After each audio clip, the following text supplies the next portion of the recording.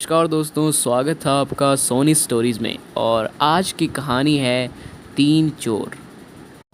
बहुत दिनों की बात है। किसी शहर में रमन, गीसा और राका तीन चोर रहते थे। तीनों को थोड़ा थोड़ा विद्या का ज्ञान था।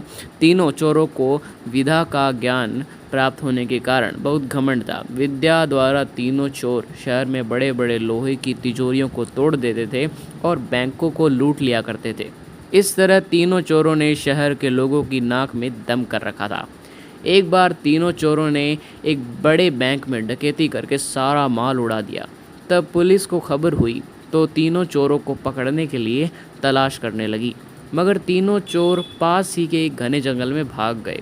तीनों चोरों ने देखा कि जंगल में बहुत सी हड्डियां बिखरी पड़ी हैं। रमन ने अनुमान लगाया और कहा, ये तो किसी शेर की हड्डियां लगती है। मैं चाहूँ तो सभी हड्डियों को अपनी विद्या के ज्ञान द्वारा जोड़ सकता हूँ। घिस्सा, जो एक उनका ही मित्र था, उसने कहा, उसको भी बहुत विद्या का घमंड था और वह बोला, अगर ये शेर की हड्डियाँ हैं तो मैं इनको अपनी विद्या द्वारा शेर की खाल तैयार कर उसमें डाल सकता हूँ। रमन और घीसा की बात सुनकर राका का भी घमंड उबड़ पड़ा और उसने कहा, तुम दोनों इतना काम कर सकते हो तो मैं भी अपनी विद्या द्वारा इसमें प्राण डाल सकता हूँ। तीनों चोर अपनी विद्या का प्रयोग करने लगे। कुछ देर बाद रमन ने सारी हड्डियों को जोड़ दिया अपनी विद्या के द्वारा और घीसा ने भी अपनी विद्या के द्वारा शेर की हूबहू जान उसमें डाल दी।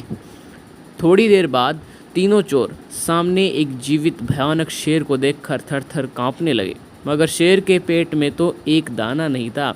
वह भूख के मारे गरजता हुआ तीनों पर हमला कर बैठा और मारकर खा गया। शेर मस्त होकर घने जंगल की ओर चल दिया। तो दोस्तों, इस कहानी से हमें क्या शिक्षा मिलती है?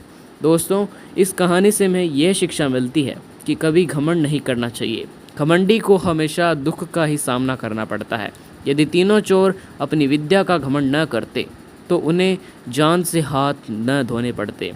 हमें अपनी विद्या का प्रयोग सोच समझ कर करना चाहिए। इस वीडियो को देखने के लिए धन्यवाद।